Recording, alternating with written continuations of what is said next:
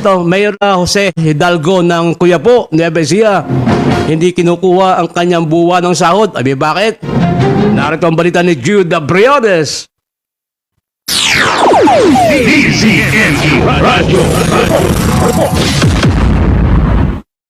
Mula noong umupo bilang alkalde ng bayan ng Quiapo, Nueva Ecija, si retired Police Brigadier General at dating Regional Director ng Police Regional Office 3, Mayor Jose Hidalgo Jr., noong nakaraang national and local midterm election noong Mayo 2025 ay hindi nito kinukuha ang kanyang buwanang sahod.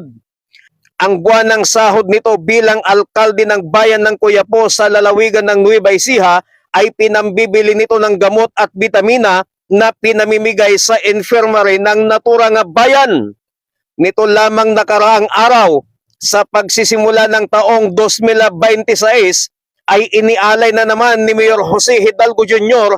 ang kanyang ikapitong buwang sahod para pambili ng mga mahalagang gamot at bitamina. Ang Quiapo Infirmary ay unang puntahan ng gamutan ng mga residente ng Quiapo, Nueva Ecija para sa agaran at pangunahing serbisyong pangkalusugan na kung saan ay nagbibigay ng mga basic medical services, emergency first aid, outpatient consultation, limitadong confinement o observation at mga simpleng laboratory at medical procedures. Ang hakbang na ito na ginagawa ni Mayor Jose Hidalgo Jr.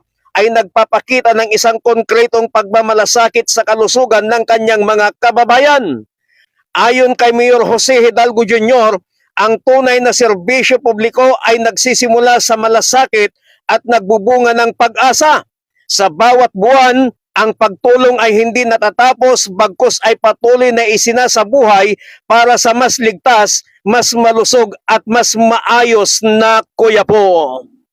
Mula dito sa bayan ng Quiapo, Nueva Ecija, Jude Briones nagulat para sa Target Owner sa DZME 1530 ang Radyo TV.